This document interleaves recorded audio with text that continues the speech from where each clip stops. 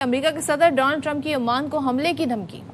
اور ایران کو مشورہ اور پاسدارہ انقلاب سے خفیہ راستے کی تصدیق، یعنی کہ وہ ہر فرنٹ پر ڈونلڈ ٹرمپ صاحب جو ہے نا اس وقت کہتے ہیں اپنے محاذ پر ہیں۔ فاکس نیوز کے مطابق صحافی نے دعویٰ کیا کہ صدر ٹرمپ نے بتایا کہ امریکیوں نے پاسداران انقلاب جو ہے ان سے براہ راست بات چیت کی۔ امریکی صدر نے عمان پر حملے کی بھی دھمکی دی اور کہا کہ عمان نے ابنائے حرمز میں امریکی کوششوں میں مداخلت کی تو شدید بمباری کریں گے۔ میری نالج کے حساب سے عمان کو تو بیک کر رہا تھا اس ساری سچویشن میں امریکہ، لیکن یہ دھمکی کا کیا مطلب ہے؟ اب ڈونلڈ ٹرمپ کہتے ہیں کہ بحری ناکہ بندی کے ذریعے ایران پر معاشی دباؤ جاری ہے، ایران کو سفید جھنڈا لہرا کر ہتھیار ڈال دینے چاہیے، اصل مسئلہ یہ ہے۔ ایران کی وزارت خارجہ نے امریکہ کو اسلام آباد MOU کی خلاف ورزی کا ذمہ دار قرار دے دیا اور ترجمان نے کہا کہ پاکستان اور قطر کشیدگی کم کرنے کی کوششیں کر رہے ہیں، ان کے علاوہ کوئی اور ثالث نہیں ہے۔ اسماعیل بقائی صاحب نے یہ بھی کہا کہ امریکی پابندیوں سے ایران کو نقصان پہنچا ہے اور اس کے باوجود تہران کا موقف تبدیل نہیں ہوا ہے۔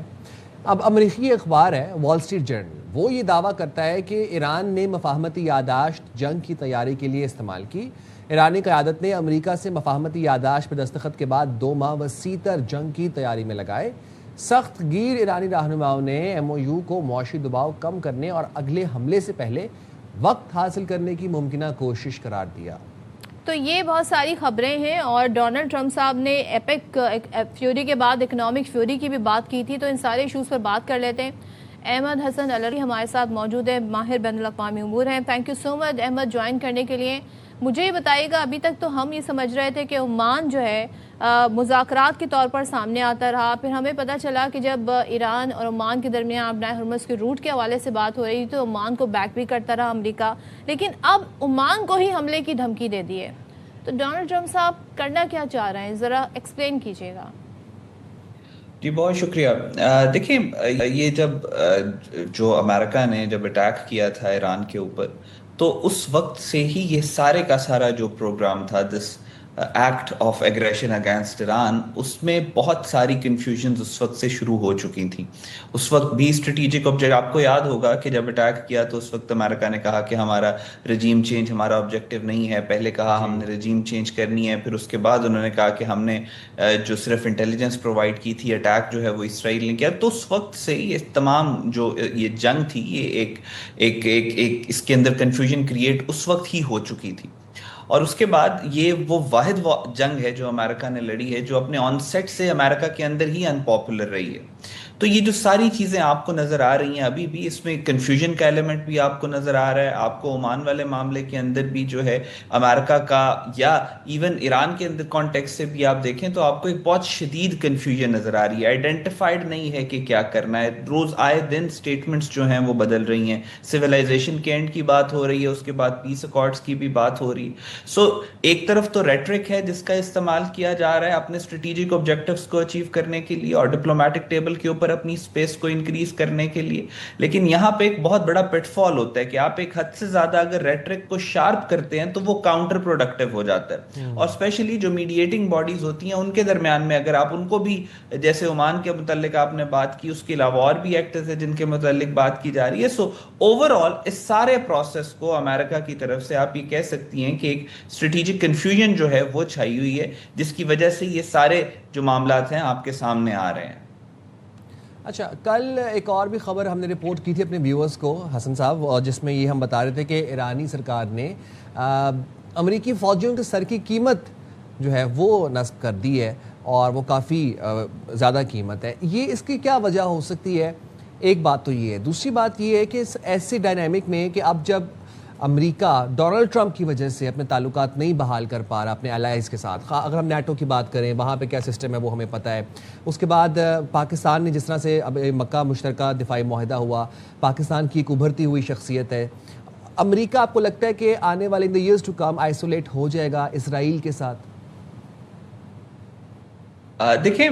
جہاں تک نیٹو کی بات ہے، نیٹو کے ساتھ جو امریکہ کا فاصلہ آیا ہے یا امریکہ کے تعلقات میں تبدیلی آئی ہے وہ ایک اسٹریٹجی اور پلان کے تحت ہے۔ ڈونلڈ ٹرمپ جب اقتدار میں آئے تھے تو اقتدار میں آنے کے بعد ان کی پہلی تقریر تھی، اس میں انہوں نے کہا تھا کہ میں مڈل ایسٹ کی جنگوں سے خود کو نکالوں گا اور یوکرین اور رشیا کی جو جنگ ہے اس کے سلوشن کی طرف ہم جائیں گے۔ اس کے بعد بارہا ڈونلڈ ٹرمپ یہ سٹیٹمنٹ بھی دے چکے ہیں کہ اگر آپ نے یوکرین کے مسئلے کے حل کی طرف دیکھنا ہے تو آپ واشنگٹن کی طرف نہ دیکھیے، آپ یورپین کیپٹلز کی طرف دیکھیے۔ یورپین کنٹریز کو بھی کہہ چکے ہیں کہ یوکرین آپ کا مسئلہ ہے، امریکہ کا مسئلہ نہیں ہے، امریکہ ان اینڈنگ وارز کے اندر خود کو شامل نہیں کرے گا۔ پھر اس کے بعد آپ نے مڈل ایسٹ کے اندر بھی دیکھا کہ امریکہ ایک بیک فٹ کے اوپر جا رہا ہے، امریکہ نہیں چاہتا کہ وہ اپنی ریسورسز کو ویسٹ کرے مڈل ایسٹ کے اندر ایسی جنگوں کے اوپر جس کا امریکہ کے ساتھ ڈائریکٹلی کوئی لنک نہیں ہے، اور اس کا اسٹریٹجک آبجیکٹو پہلے صرف یہ تھا کہ اسرائیل کی سیکیورٹی کو انشور کیا جا سکے۔ امریکن پرسپیکٹو سے میں آپ کو بتا رہا ہوں کہ اسرائیل کے عزائم کو آگے بڑھانے کے لیے وہ جنگیں لڑی جائیں، گریٹر اسرائیل کے پروجیکٹ کے لیے لڑی جائیں، یا نیتن یاہو کو اقتدار میں رکھنے کے لیے وہ جنگیں لڑی جائیں۔ سو وہاں پہ آپ کلیئرلی دیکھ سکتے ہیں کہ اختلاف امریکہ اور اسرائیل کے درمیان میں کافی شدید آ چکا ہے، چاہے جے ڈی وینس کی سٹیٹمنٹ ہو، چاہے ڈونلڈ ٹرمپ کا باقاعدہ طور پر نیتن یاہو کو گالیاں دینا ہو اور اس کو پھر امریکہ کے جرنلز کا رپورٹ کرنا ہو،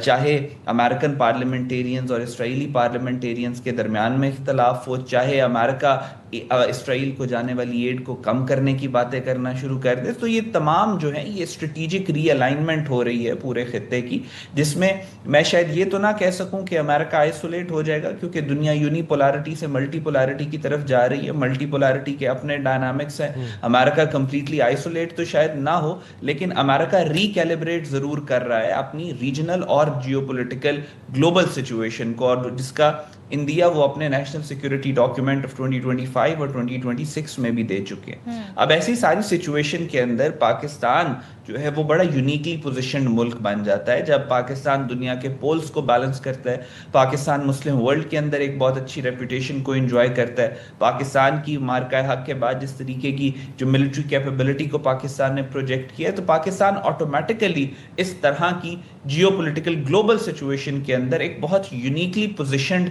ملک بن جاتا ہے، جو بہت جگہوں کے اوپر as a security provider, security guarantor اور میڈیٹر کے طور پہ سامنے آتا ہے۔ بالکل۔